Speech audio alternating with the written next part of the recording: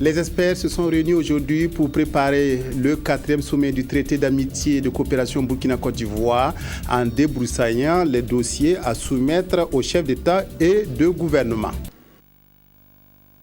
Les préparatifs de la 4e conférence au sommet du traité d'amitié et de coopération Burkina-Côte d'Ivoire se sont accélérés avec la tenue aujourd'hui à Ouagadougou de la réunion des experts des deux pays pendant 48 heures. Ils passeront en revue les différents volets de la coopération bilatérale et finaliseront les dossiers à soumettre à la conférence des chefs d'État et de gouvernement qui devrait se tenir jeudi prochain. Reportage Maxime Zongo. Le 30 juillet 2013 à Yamoussoukro, lors du 3e sommet du traité d'amitié Burkina-Côte d'Ivoire, d'importantes décisions et recommandations avaient été prises.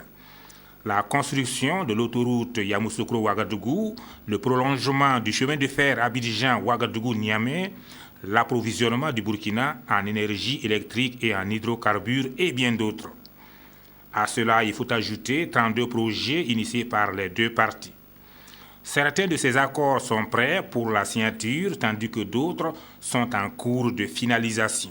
Et c'est aux experts donc qu'il revient la lourde tâche de travailler à la finalisation de ces accords. Nous allons donc échanger autour d'un certain nombre de projets d'accords. Nous allons échanger autour d'un certain nombre de projets en vue de leur matérialisation, que nous allons donc les soumettre à l'appréciation de nos plus hautes autorités. Pendant 2 jours, ces experts issus des deux pays vont s'investir dans la réflexion et la concertation afin de contribuer à enrichir de façon effective et qualitative au renforcement de la coopération voulue et entretenue par les deux chefs d'État. Les enjeux sont énormes.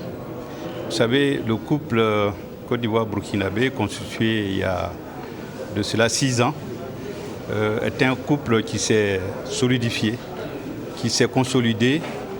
Et aujourd'hui, nous avons réalisé au sein de ce couple des avancées remarquable. Attendu donc des travaux, une évaluation exhaustive des décisions et recommandations issues de la 3e conférence, une impulsion de la dynamique de l'accroissement des échanges, le renforcement conséquent de la base juridique de la coopération entre les deux pays.